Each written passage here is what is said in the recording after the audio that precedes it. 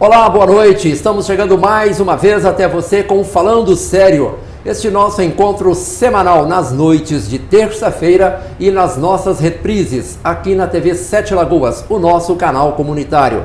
A cada semana procuramos trazer pessoas e assuntos que possam agradar a você que nos prestigia com a sua audiência. E o nosso convidado de hoje é Jefferson Lourenço de Freitas, professor de xadrez. Então tem muita coisa para falar sobre esse jogo que seguramente tem mais de 2000 anos, talvez muito mais do que isso. Nós vamos ver isso no decorrer do programa. Jefferson, finalmente deu certo, você pôde atender o nosso convite. Obrigado por estar aqui para compartilhar o seu conhecimento.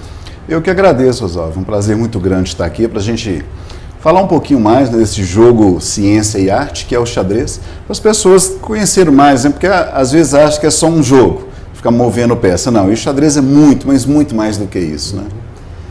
Quem é Jefferson Lourenço? Olha, Jefferson Lourenço é um batalhador, sabe? Um sonhador que acreditou num sonho que seria trabalhar com aquilo que gosta. Aliás, eu sempre admirei muitas pessoas que fazem o que gostam, porque todos são ótimos profissionais, né? E hoje, para mim, é um sonho realizado. Não foi fácil no começo, né, implantar, como tudo é novidade, né, é difícil, mas com o passar do tempo ali, com muita batalha, com muita luta, a semente foi germinando e hoje, graças a Deus, está em várias escolas, né, são vários projetos, e é isso aí. E hoje a sua atividade profissional é professor de xadrez, unicamente? Unicamente, só trabalho com aulas de xadrez. Isso é muito bom, né, Jefferson? Isso você é ótimo. Pode se dedicar integralmente a uma coisa que gosta. Ah, isso não tem coisa melhor fazer o que gosta, né? Não é trabalho, é uma diversão, né? É uma diversão. Bom, mas houve um determinado momento que você se lembre que o xadrez entrou na sua vida? Bom, eu conheci o xadrez, até estranho isso, assim, já adulto. Eu já estava com 21 anos de idade, eu fui estudar num colégio interno, né, fora aqui de Sete Lagoas, e eu vi algumas pessoas jogando xadrez. Aquilo me chamou muita atenção, o design das peças, os movimentos, e parece que foi aquela paixão, assim, à primeira vista, né, eu me identifiquei muito com o jogo. Dali aprendi a jogar, né, e jamais imaginei que seria meu trabalho um dia, né, e formei, voltei aqui para Sete Lagoas, aí casei, mudei em Belo Horizonte, morei uns anos em Belo Horizonte, certo? E um dia uma mãe do condomínio onde eu morava, em Belo Horizonte, pediu se eu pudesse ensinar o filho dela a jogar xadrez. Eu só tinha o xadrez como hobby. Na época eu trabalhava numa multinacional, mas o xadrez para mim era só um hobby, só gostava de jogar. E quando eu ensinei esse jovem jogar, esse aluno jogar, uma criança, depois que ela começou a jogar, ela começou a melhorar as notas na escola, melhorar a disciplina, o comportamento. Eu achei aquilo muito interessante e passei a investigar, né? Nessa época, eu já estava um pouco cansado de morar em Belo Horizonte. Infelizmente, perdi os meus pais aqui em Sete Lagoas na mesma época e deu aquela vontade de voltar para a terra, ficar mais próximo dos irmãos, da família.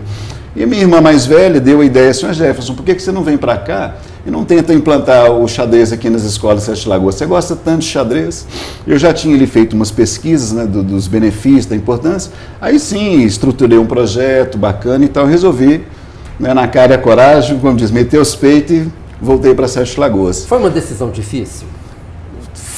Foi uma decisão difícil porque você largar, né? Uma coisa certa. Uma coisa certa por uma, assim, duvidosa, mas eu já tinha, Rosalvo, um vislumbre que a tendência da educação, como que as coisas estavam indo, a tendência seria essa, de agregar as coisas que pudessem enriquecer mais a educação, né? Então era questão de paciência, né? De vencer aqueles paradoxos ali, naquelas barras, né? Que o pessoal não quer quebrar, né? Mas graças a Deus, não foi fácil, me sacrifiquei também minha família, né? Que sempre me apoiou, nunca, né, teve uma opinião contrária a respeito, que também viram a importância do xadrez, da riqueza que é o xadrez, de poder trabalhar com o xadrez.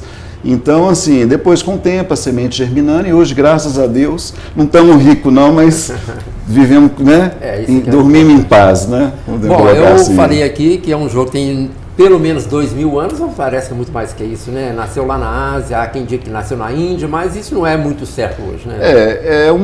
A origem mesmo exata do xadrez é uma incógnita. Ninguém sabe exatamente ao certo, né, onde surgiu o xadrez. Você tem jogos ali desde o Antigo Egito, que são jogos de tabuleiro, com peças que representavam infantarias, né, que o jogo de xadrez são dois exércitos ali, né? Então, calcula-se mais ou menos, alguns historiadores 5.000 anos, outros 2.000 anos antes de Cristo, alguns colocam a origem na China, no Japão, né? A maioria dos historiadores colocam como se fosse na Índia que surgiu, certo? Esse jogo que surgiu na Índia chamava-se chaturanga. A palavra chaturanga, ela é dividida em chatur, certo? Que em hindu é 4 e anga é jogo. Então chaturanga, jogo de 4 elementos. Por quê? Esse jogo jogava-se de 4 pessoas. Você tinha o vermelho, o azul, o branco e o preto. Então, e existiam dados também. Então você tirava um número, se tirasse, por exemplo, o número 1, você moveria um peão. Se tirasse o número 3, você moveria um elefante, porque tinha um elefante, né? Na Índia não podia faltar um elefante. Isso, exatamente. É tanto que nosso xadrez aqui, nós temos o bispo, então foi substituído pelo nosso homem sagrado aqui, vamos colocar assim. Na Índia seria o elefante e aqui o bispo.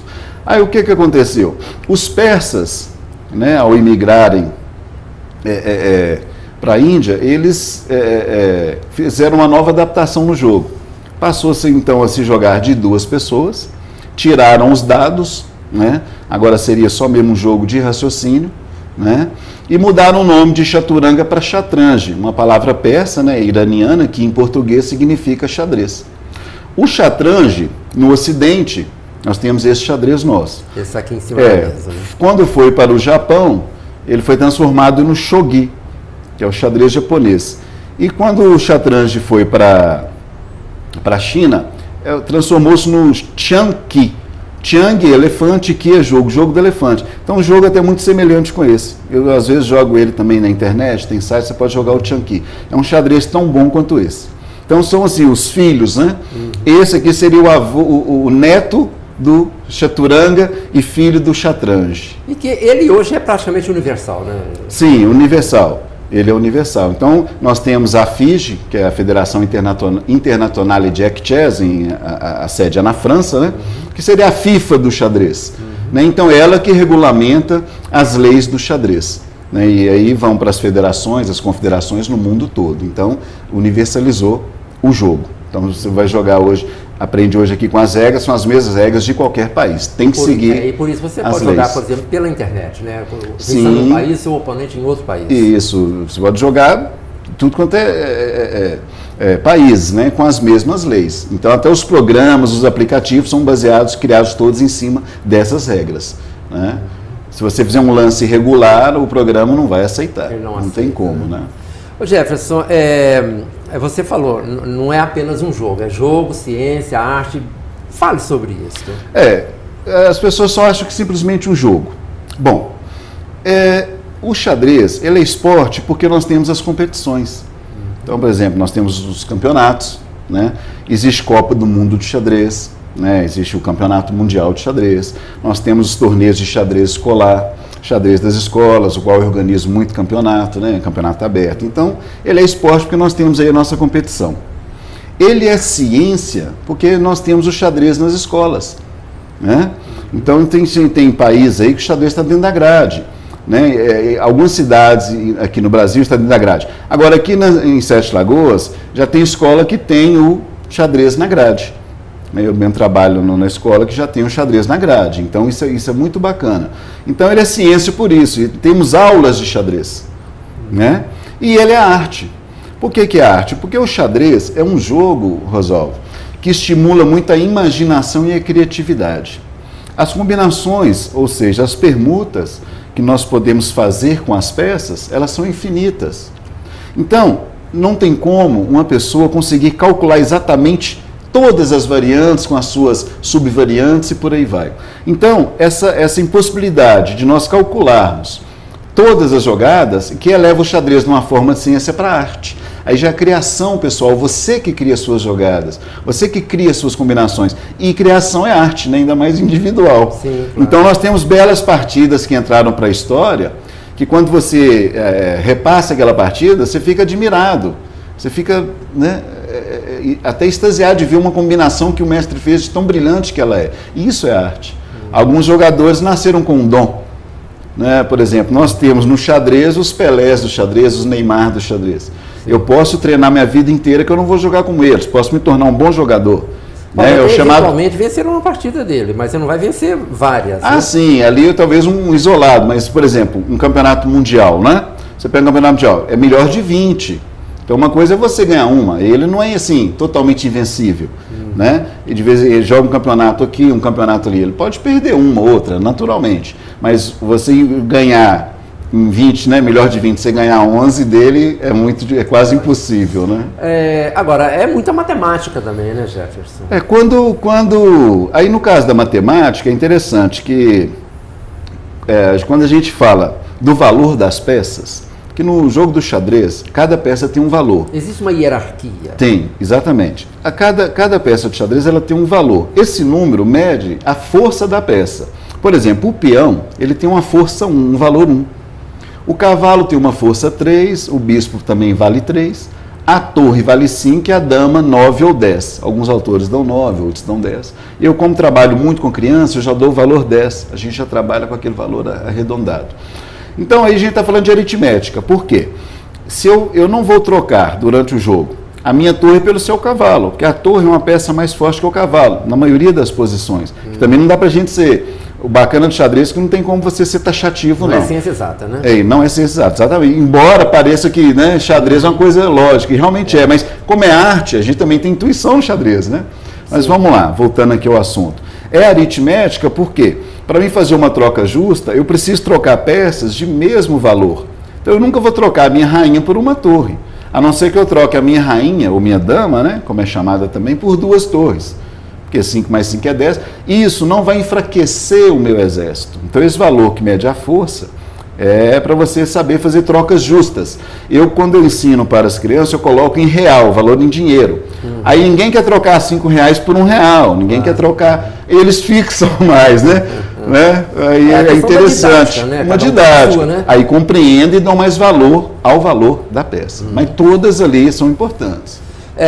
Eu tive uma iniciação no xadrez lá pelos meus 22, 23 anos, fiz algumas partes, mas depois nunca mais eu tive contato. Mas admiro realmente quem sabe jogar.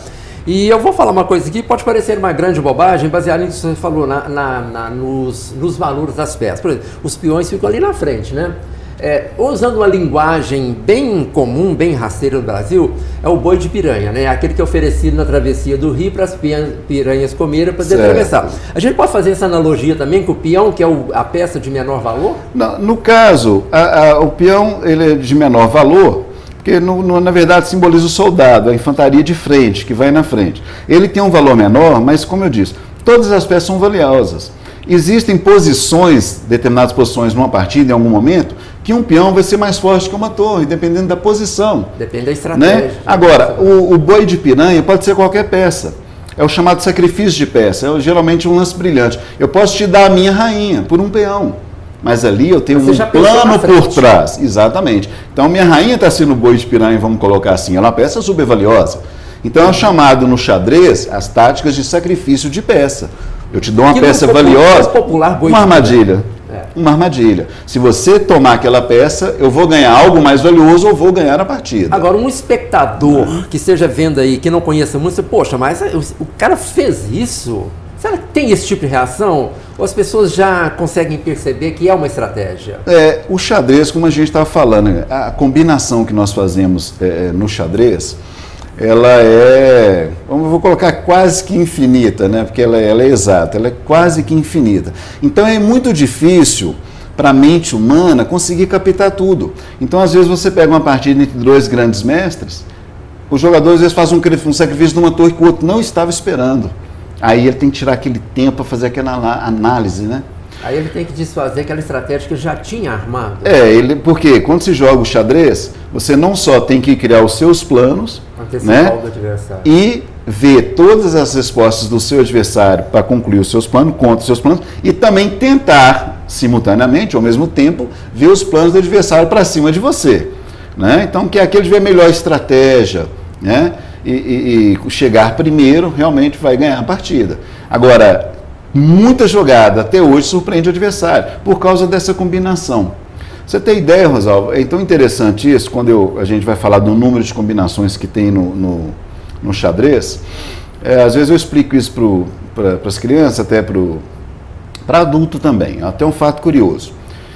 Se o ser humano fosse tamanho de um átomo, nós fôssemos tamanho de um átomo, toda a população do planeta Terra caberia na cabeça de um alfinete.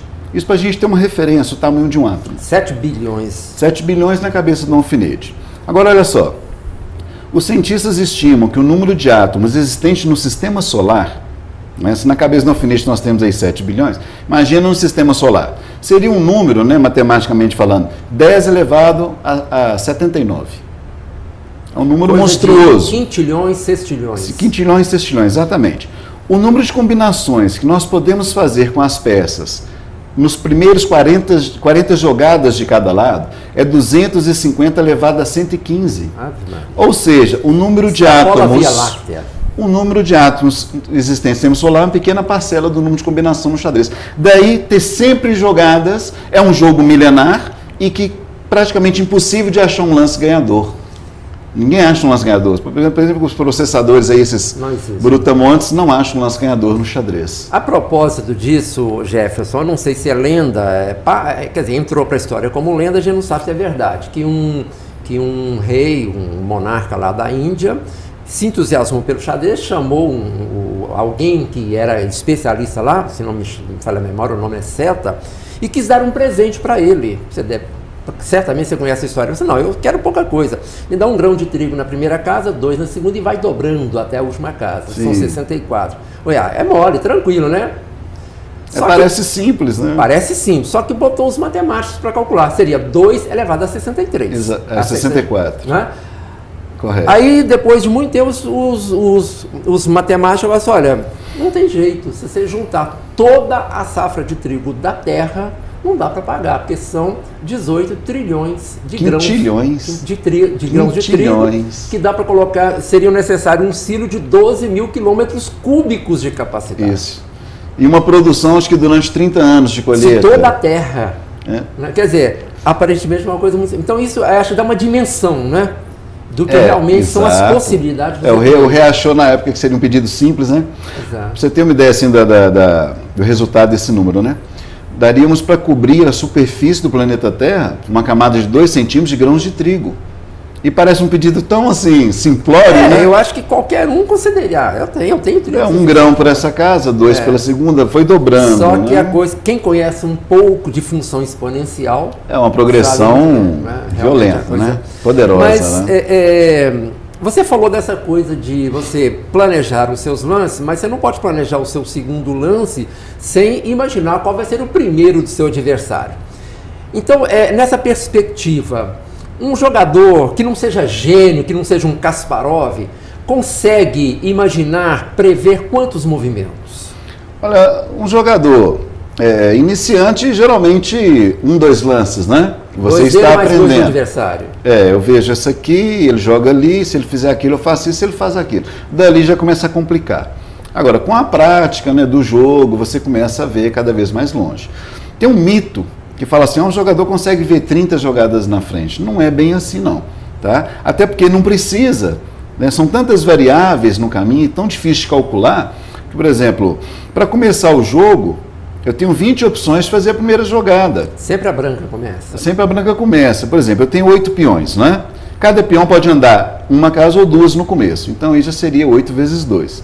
Os cavalos podem pular peça e vão em mais 2 casas. Em L, né? Em L. Então, mais 4 dos 2 cavalos, 20 maneiras de eu fazer a primeira jogada.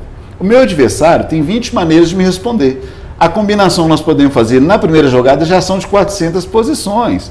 Então, não tem como eu ficar assim, ó, vou calcular 20 lances na frente. Não vai. E nem precisa. Nem precisa. Então, se você precisa ser exato numa determinada jogada, que vai terminar ali numa jogada tática, ganhar uma peça, de melhorar a sua posição. Mas não tem como a gente calcular tudo. É difícil demais você calcular. Por quê? Eu estou fazendo um cálculo aqui de 7 jogadas na frente, mas tem uma jogada que se meu adversário, em vez de colocar nessa casinha e colocar nessa, já apareceram mais 7 ali para me calcular. Então, é uma progressão muito grande. Então, um jogador mediano aí, ele consegue ver 3, 4. Mas quando a gente fala de lance, já inclui, né, 2 movimentos, o meu e do adversário. Então você sempre dobra, exatamente. Você acha que na média seria um 5, então? Um 5, seriam 10 lances, né, no máximo, 12 no máximo. Agora, parece que o recorde é do Garry Kasparov. O Garry Kasparov, numa partida maravilhosa, contra um ex também campeão mundial da Bulgária, Vassilij Topalov, né, ele já foi campeão do mundo também, num campeonato, não recordo agora o país, o Kasparov, ele calculou 15, se não me engano, 15 lances na frente. Seriam 30 jogadas, mas assim, precisamente, exatamente.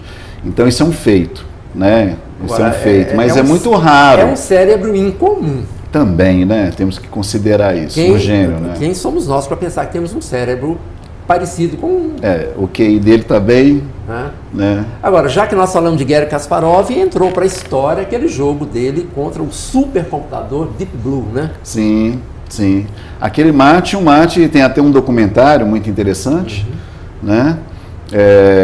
Que conta os bastidores era contra um computador da IBM, né? Teve muita polêmica. Ele reclamou que o computador fez um movimento errado, né? Na verdade, uma das polêmicas é que tinha um outro grande mestre ajudando a máquina, né? Então por quê? Porque nessa época, foi em 92 esse mate contra o Deep Blue.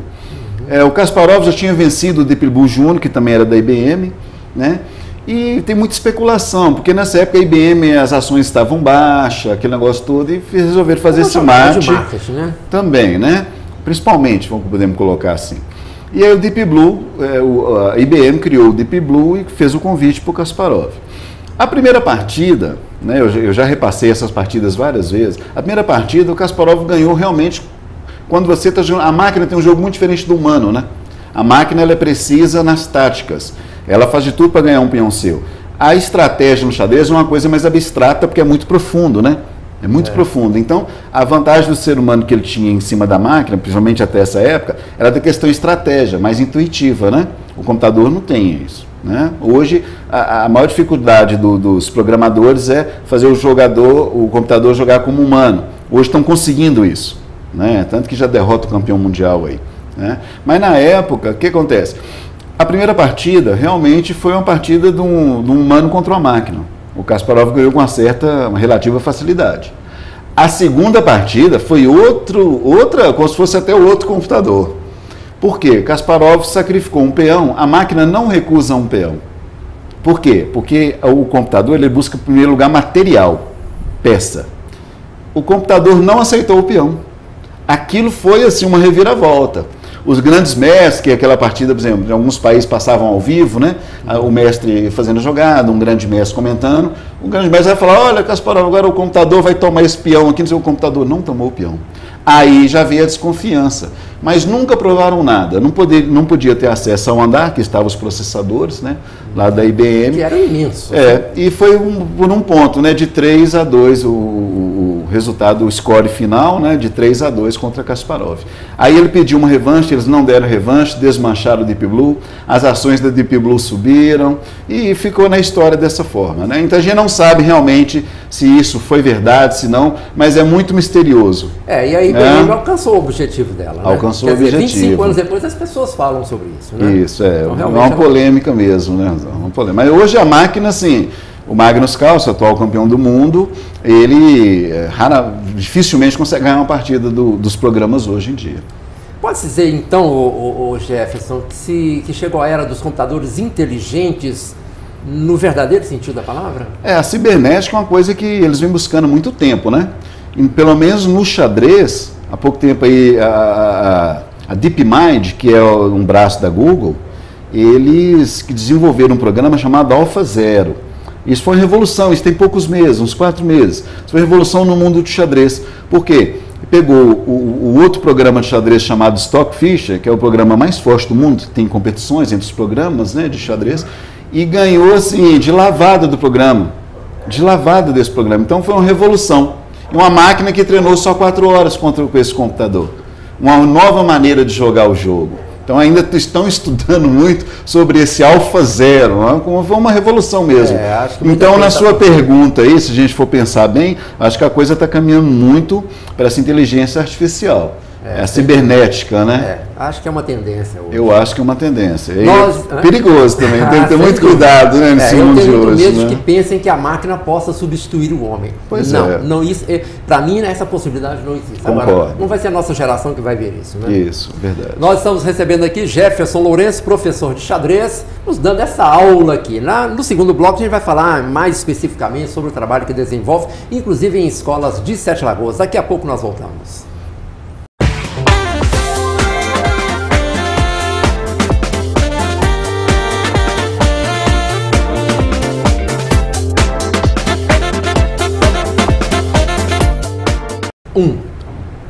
Voltamos com Falando Sério. Hoje o nosso convidado, Jefferson Lourenço, professor de xadrez. Jefferson, vamos falar então do seu trabalho nas escolas. Você trabalha com crianças, o ensino fundamental também, claro, ensino médio com adultos, mas vamos falar de crianças. Existe uma idade para começar a ensinar xadrez para uma criança? 4 anos, 4 anos e meio, você já pode começar a incutir ali sobre o xadrez. Escolas que eu trabalho, às vezes eu pego pelo menos 1 ou 2 alunos, né, de 4 anos e meio, 5 anos só. Por quê? Precisa de uma atenção maior, mais especial. Mais do que isso já complica trabalhar. Mas é uma idade hoje em dia, como a criançada está muito ativa hoje, né? Muita informação, né? É outra cabeça. Então, aos 5 anos já pode começar a aprender o xadrez. 4 anos e meio, 5 anos já pode começar. A idade assim boa mesmo, que o menino já tem o primeiro ciclo de idade, 7 anos, né? Formou um ciclo ali. Aí, assim, ideal. Né? Mas 5 anos, 4 anos e 5 anos já pode começar a ensinar para a criança o xadrez. Até porque a tecnologia interfere diretamente sobre isso. Né? Por exemplo, que já tenho netos na escola, se eu voltar no tempo e lembrar dos meus filhos na escola e vejo os meus netos na escola hoje, não só na escola, mas inseridos no contexto, há uma diferença muito grande. Sim, essa geração realmente cresceu em meio à tecnologia. A tecnologia, né? Exatamente. A criança sabe ali mexer com esse celular que eu não sei. No computador, nos jogos, né, videogames. Me ensinam a mexer com computador. Não é? A coisa deu uma reviravolta bem grande, né? Aí, bom, você trabalha em escola que tem o xadrez na grade e tem o xadrez como opcional. Sim, você trabalha com as duas realidades? São os cursos livres, né? Cursos livres, né? E também alguns... Se quiser citar o nome de escola, fique à vontade. Tá. Trabalho em várias escolas, né? Mas a maioria das escolas ainda trabalham como curso livre. As escolinhas de esporte, né? Como você tem o futebol, você tem um balé, você tem capoeira, também tem um xadrez, né? E dentro da grade nós temos no Colégio Dom Silvério. Então lá o 4º, o 5º, o 6º, 7º, até o 9º ano fazem xadrez. Isso está dentro da grade. Eu acho muito bacana a primeira escola em Sete Lagoas, né, a colocar o xadrez na grade. E isso eu acho maravilhoso. Deveriam ser todas, né? Sim. Porque como em alguns países, muitos países, o xadrez está dentro da grade.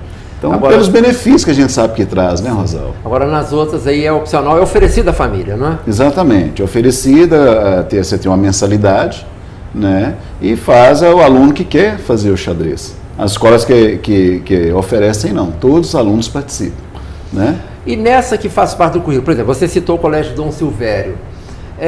Eu, pensando na minha vida de professor, durante 30 anos em sala de aula, se eu tinha uma turma de 30, eu não tinha 30 participando ativamente da minha aula de matemática. Eu acredito que com o xadrez deva ser a mesma coisa também, mas também isso não deve ser motivo de preocupação, né? Porque deve ter aluno lá, eu não estou afim disso, não quero, vai fazer o mínimo para passar, não é isso? Como todas as matérias. Ninguém vai gostar de tudo sempre, né? Tem gente que não quer jogar futebol, tem gente que não quer fazer música, né? Não quer jogar xadrez, né? Mas aprende o básico ali. Você não precisa ser um apaixonado pelo jogo, mas você vai aprender, vai jogar, né? E aí já basta, né? Às vezes até desperta o gosto. Acontece muito Algum aluno chega perto de mim e fala, professor, no começo eu achava assim chato, agora eu comecei a entender o jogo, eu estou achando bacana, e começa a demonstrar interesse, começa a acompanhar mais as aulas, né? Eu fico muito satisfeito de escutar esses comentários, né? Ouvir esses comentários. E né? como é a aula teórica? Você tem um tabuleiro desenhado num quadro? Tem o chamado mural de xadrez, um tabuleiro maior que fica na vertical, né, com as peças sobrepostas na vertical. E nas mesas sentam de 2 alunos, cada dupla com o seu tabuleiro, e a gente vai dando aula, vai tomando nota, tem material didático também, apostilas, né, exercícios. Então eu vou ensinando no mural e eles vão repetindo, aprendendo, usando o próprio tabuleiro. Cada aluno com o seu tabuleiro, cada 2 alunos. Eu imagino que o início seja os primeiros, quer dizer, bom, primeiro saber o movimento de cada peça, não é isso? Que movimento ela pode fazer? A gente começa desde a miscelânea, a história, né? A importância, o que cada peça representa, para aprender o quê? A colocar as peças corretamente. Né? Porque são 2 castelos, né? Nós temos aí as torres laterais, que na arquitetura de um castelo as torres são construídas laterais. Rei e dama, a gente começa pela dama, se a dama é branca, vai na casa branca, se a dama é preta, ela vai na casa preta, o rei perto dela, os bispos, que no castelo são os conselheiros, né, próximos aos reis, né, e a rainha, os peões na frente, né, sempre representam os soldados, proteger aquele castelo ali. Então, essa é a maneira correta de colocar as peças. Então, a aula, eu sempre uso essa didática, fazendo essas analogias, né? Aí não erra nunca, não troca um rei com rainha, não coloca o bispo falando para as paredes, que ele é um conselheiro, não vai colocar perto da torre. Então, a didática é muito clara, né? Aprende fácil. Tem tão didática bacana, às vezes você pega uma turma de 20 alunos, criança, se você não tiver uma didática, não vai funcionar não. E isso esse início é muito importante, até para despertar a atenção daquele que de princípio não estava muito ligado. Né? Porque concentração é tudo, então essa didática puxa essa concentração. Porque toda criança, né, tem inteligência, o que está faltando hoje muito é foco. Né? E o xadrez é muito bacana porque a criança ela não quer perder em jogo nenhum. E se no xadrez você não prestar atenção, você vai perder. Então ele começa ali naturalmente, prestando atenção, e vai praticando essa concentração, vamos colocar assim, e vai levar isso para o dia a dia dele. Ele vai começar também a prestar atenção mais em qualquer outra atividade. Pois é, isso acaba o que ajuda muito a criança imperativa. Nas disciplinas, né? Ajuda nas outras disciplinas. Sim, ajuda porque desperta o foco, aguça o raciocínio. Tem aluno que às vezes chega para mim e fala assim, não, tio, eu tinha uma dificuldade com matemática, a professora está explicando as matérias, eu estou achando tão fácil. Eu falo, mas é porque agora você está despertando sua concentração, você está estimulando o seu raciocínio. Né? Outra coisa curiosa também, e é um benefício, um pai uma vez falou assim para mim, nossa, Jefferson, meu filho mudou até o comportamento, questão de disciplina. Eu falei, claro, por quê? Porque quando você joga o xadrez, uma das coisas que você mais faz é pensar melhor antes de agir. Porque cada lance seu tem uma consequência. Então, se eu fizer isso, ele faz aquilo. Mas se ele fizer aquilo, eu faço isso. Mas se eu for por aqui? E se eu for por aqui, faço isso? Então, a criança, o que acontece? Ela é muito mecânica, né? Até os adultos hoje em dia, com essa correria, a gente está muito mecânico, isso não é bom. Mas a criança, por natureza mesmo, não mede consequência de nada, não. Eles já vão fazendo as coisas por impulso. Quando o aluno começa a jogar xadrez, um exemplo, ele vai fazer tal coisa, ele já dá aquela parada e fala assim, não, peraí, mãe não vai gostar disso não vou mexer.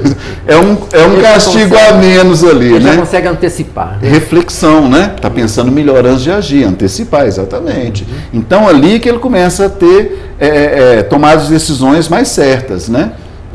Vão errar menos na vida aquele que joga o xadrez. Né, que está sempre praticando o xadrez. Por quê? Tomam decisões mais acertadas. Porque você tem que ver o todo, pensar em várias consequências. Não ser imediatista, né? Não, aí você não vai ter como se... Você não vai ser uma pessoa negligente. Né? Bom, o objetivo é o ataque ao rei. Não é Sim. isso? Você precisa derrubar o rei adversário. Isso se chama checkmate. Mas antes do checkmate, tem um cheque que não é checkmate. Como que é isso? A palavra cheque, né, voltando assim à história, a palavra cheque vem de sheik, porque naquela região lá, o rei não é chamado de rei, sultão ou sheik. Então, quando veio para o ocidente, tiramos o i, né? Sheik, cheque. Então, rei significa cheque.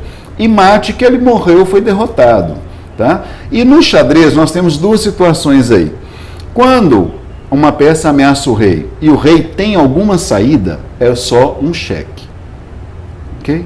Quando uma peça também ameaça o rei e o rei não tem nenhuma saída, é cheque-mate. Tá? Agora, quais as formas de um rei sair quando ele está ameaçado? Só existem 3 formas. Ou você movimenta ele para uma casa segura, que não esteja ameaçada por uma peça adversária, ou você faz uma interposição, um bloqueio, né? Coloca uma peça na frente, tampando, ou você captura aquela peça que está ameaçando você. Então, mate nada mais é do que ataquei o seu rei. Você é obrigado a sair por lei, o rei não pode ficar atacado. Você tenta mover o rei, não é possível. Você tenta bloquear, também não tem jeito. E você tenta capturar a minha peça que está atacando o seu rei, não tem jeito? Então o jogo termina ali. Eu não capturo o rei, literalmente falando, o rei nunca sai do tabuleiro. Pelas leis do xadrez, se um jogador captura o rei do adversário, ele perde a partida, você não pode capturar o rei. Eu ganho, a partida termina com o rei ameaçado e não capturado. É diferente. E no caso aí ameaçado sem alternativa de saída. Sem alternativa de saída. Ano passado eu organizei o GECEL, os Jogos Estudantis de Sete Lagoas, e um aluno de uma escola, no Martírio, ele estava indo até bem, ele capturou o rei do outro jogador. E no começo, no congresso técnico, a gente faz, para até tirar essas dúvidas, foi falado. Né? Eu cheguei lá e decretei a derrota dele na hora. Ele ficou assim perdido. Eu fui explicar, olha, não pode. A gente não captura o rei, a gente ameaça o rei, ele não tem essas 3 alternativas, a partida já terminou ali. Né? Porque às vezes são tantas jogadas, né? E os jogadores ali no campeonato, você já está cansado, você está numa outra rodada, a pessoa ameaçou o rei, né? O jogador não viu que o rei dele está ameaçado, ele fez uma jogada. Qual que é a atitude correta? O jogador ameaçou o meu rei. Em vez de eu sair desse ataque, que eu tenho que sair por lei, eu fiz outra jogada, o jogador chama o árbitro e fala, olha, ameacei o rei dele, ele não saiu. Eu que vou ser penalizado, que não tirei o meu rei. Agora, se o adversário não fez essa reclamação, que era direito dele, e foi lá e pegou meu rei, ele errou mais ainda. Você entendeu? Não é um erro em cima de um erro. Ah, mas ele não tirou. Fala, não é ele não tirou. Você errou mais do que ele. Se você viu que ele não tirou, você deveria parar o relógio, chamar o árbitro ia penalizar ele. Ele ia ser penalizado, mas você passou mais ainda por cima da regra. Mas é preciso ter um profundo conhecimento da regra. Sim, você tem que saber as leis para jogar um campeonato. Por exemplo, os alunos sabem um xadrez básico. Que eu aprender o xadrez básico é muito fácil. Ficar bom que é outra história, né? Mas aprender o xadrez básico é muito fácil. Mas eu só convido um aluno para um campeonato se ele já sabe os tipos de empate, né? As regras básicas, peça tocada, peça jogada, encostou, obrigado a tomar. Aí eu convido para um campeonato. Por quê? Tem leis, nós temos que seguir as leis. Né? Às vezes eu gosto de fazer analogia com futebol, ô Jefferson, porque eu gosto muito. E analisando um fato recente, um jogo sábado passado, o jogo Democrata contra o Guarani em Divinópolis, um jogador do Democrata tomou cartão amarelo e quando o árbitro apitou para encerrar o primeiro tempo, ele tirou a camisa. Não pode, o jogador não pode tirar a camisa dentro de campo. O árbitro deu o segundo cartão amarelo e vermelho. E foi uma reclamação geral. O árbitro simplesmente aplicou a regra do futebol. Lei é lei. Ele não podia fazer aquilo. Ah, mas eu pensei. Não, você não tem que pensar. Porque abre um precedente para todo mundo errar e falar que pensou. Claro, não pode. Eu falo muito isso nos campeonatos quando um jogador erra. Ah, mas foi sem querer. Eu falo, olha, se eu aceitar que foi sem querer, um jogador ali vai agir de má fé e se eu for penalizar ele vai usar o seu argumento, foi sem querer. Então, para não ter margem para nada, aplica-se a lei. Né? Você que tem que ter cuidado, né? Você joga às cegas? Eu jogo contra um oponente. É um oponente. Para mim também já é muito, né? Às vezes eu jogo em sala de aula com outro aluno às cegas, né? Explica o que é jogar às cegas. Jogar às cegas é você jogar de olhos fechados ou de costa para o tabuleiro. É montado o tabuleiro. Existe um sistema de notação de partidas, chamado sistema algébrico de notação, que nós temos letras e números que definem as casas. Né? O ponto de interseção de uma coluna com uma letra é determinada casa. Por exemplo, eu jogo o cavalo nessa casa aqui. Essa casa, coluna F, linha 3. Então, cavalo na F3. Né? Então, jogar às cegas é jogado assim. Um jogador, ele fica de costa para o tabuleiro. Uma pessoa vai movimentar as peças para ele contra algum adversário. Aí, por exemplo, vamos começar a partida, eu estou de branca. Eu falo assim, peão na E4. Eu cantei a jogada.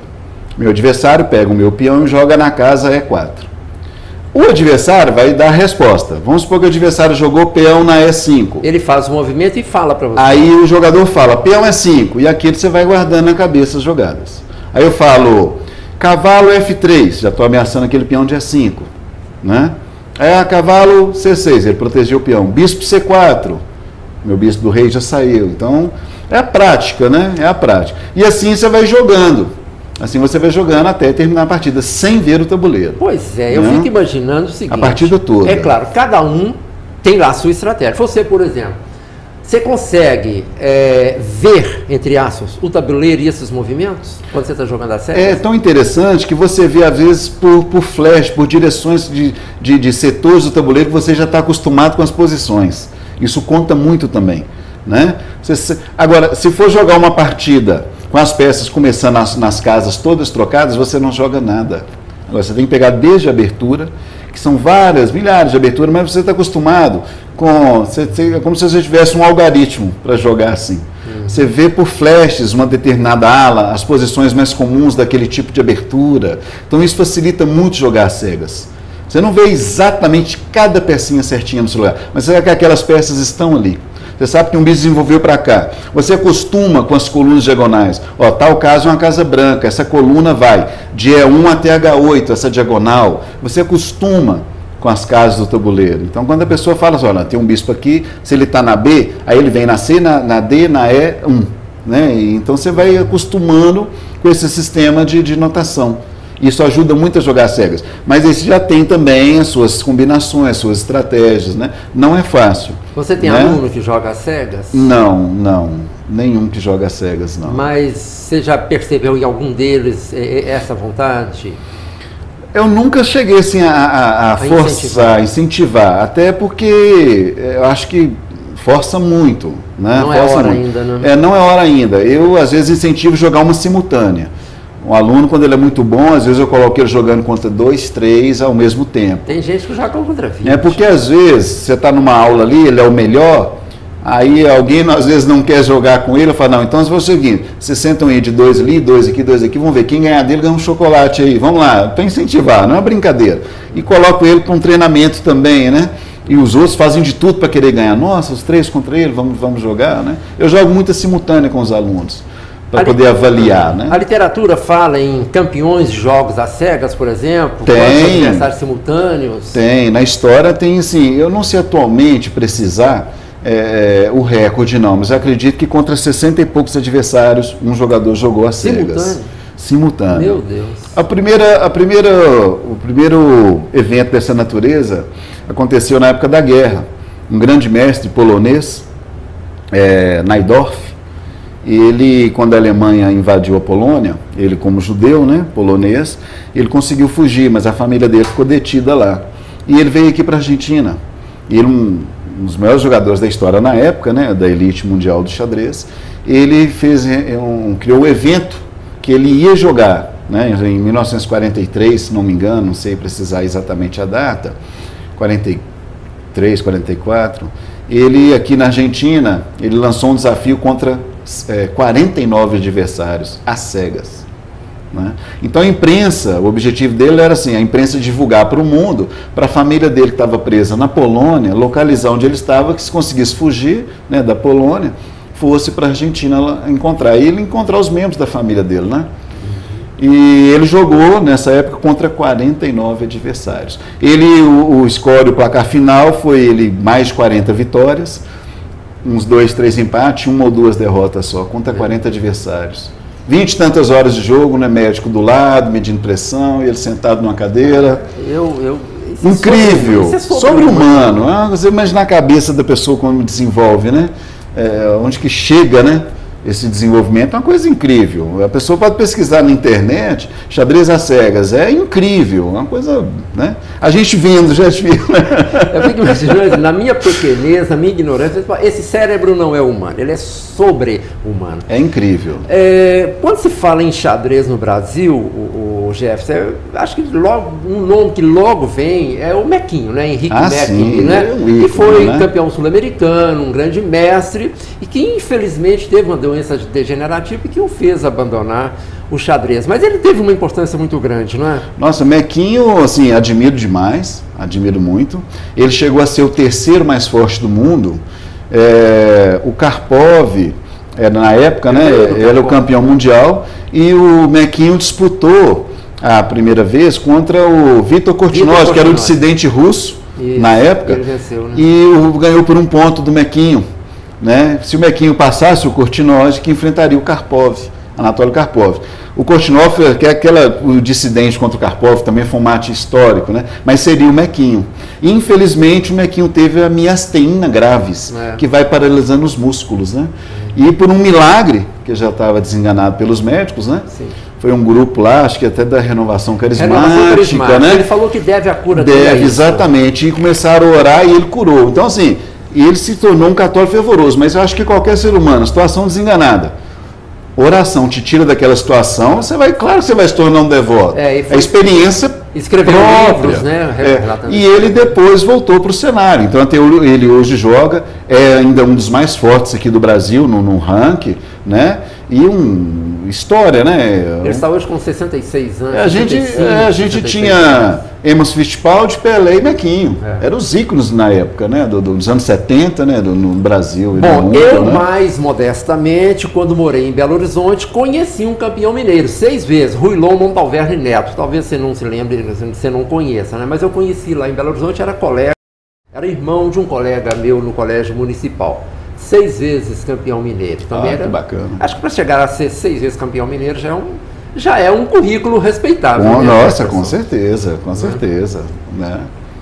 Jefferson, você acha que o xadrez pode ser indicado para, não digo tratamento, mas como auxiliar no tratamento de certos distúrbios de comportamento?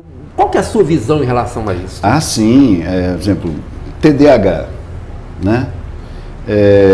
A criança é imperativa. O que é imperatividade? Né? Basicamente falando.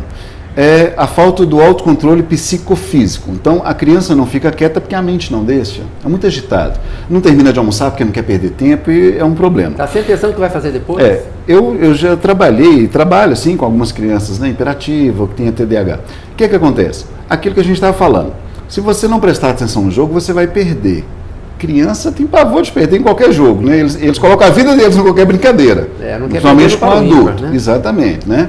Então, quando ele começa a jogar xadrez, ele fica quieto o tempo todo, concentrado na jogada. Às vezes, do trio, né? O pai chega, bem melhor, não tem nem comparação, eu fico com dó dessas drogas, né? Mas, às vezes o pai chega para buscar a criança e fala, dá uma olhadinha no seu filho ali. Ele não acredita que o filho dele está ali, 10, 15 minutos, quando ele chega quieto, num campeonato. Ele fala assim, não é meu filho que está ali, sentado jogando.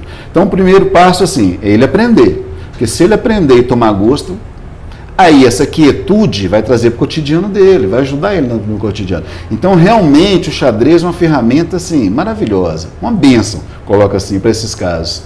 Jefferson, já estamos caminhando para o final do programa, então para nós encerrarmos aqui, claro, as pessoas conhecem você do seu trabalho nas escolas, mas quem não tem essa oportunidade de ser pai de algum aluno seu, ou de conhecer o seu trabalho, se quiser conhecer um pouco mais do Jefferson Lourenço, professor de xadrez, é claro que há vários caminhos aí, né?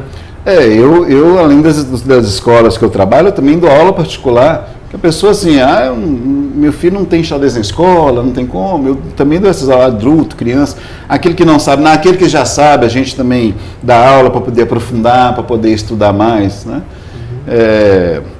Aberto para quem quiser aprender xadrez, né? Levar o que é bom não tem hora ruim, não.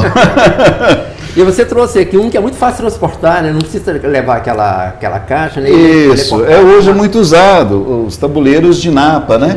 São de napa, porque ali você dobra ele, coloca na mochila, põe numa bolsa, se for viajar, levar para os campeonatos quando precisa, né? Para um treinamento. Agora a gente percebe assim, quando você vai comprar, quer dizer, tem de todo preço, né? Dependendo do material que é usado. Varia muito, isso varia muito. Você tem assim, um oficial mais barato, material bem simples, hoje na faixa de uns 40, 50 reais, né? Um tabuleiro razoavelmente bom. Não é assim caro, né? O importante é, por exemplo, o aluno entra na escola, ele tem um tabuleiro. Não precisa ser tamanho oficial. Com o passar do tempo, tomou gosto, quer aprofundar, quer dedicar, aí pede o pai um oficial, um bacana ali no aniversário, né? Seria um presente muito bom, né? Sem dúvida. Mas o ideal é você ter pelo menos um tabuleiro em casa. Você praticar, né? Treinar, né? Jefferson, agradeço a você, né? Finalmente deu certo, esse convite já foi feito há mais tempo, mas vida de professor não é fácil, nessa corrida de um lugar para outro, né? Finalmente deu certo, agradeço. E nossas câmeras, microfones estão à disposição quando você quiser divulgar algum evento. Sim, né? Fique à vontade para nos procurar. Eu que agradeço do coração, né, a oportunidade de ter vindo. Xadrez é cultura, né? Então quanto mais a gente propagar essas coisas boas, melhor. Estou aberto também a convites, viu? Estou à disposição. Agradeço do coração o convite. Bom, quem quiser, por exemplo, falar com o Jefferson, para ficar fácil, liga no Colégio Dom Silvério, liga no Colégio Alfa, são os dois que me ocorrem aqui. Certamente você vai conseguir ou falar com ele, deixar um recado, ou pegar um contato do Jefferson. Jefferson Lourenço, professor de xadrez, foi o nosso convidado de hoje no Falando Sério, que volta na próxima semana. Até lá!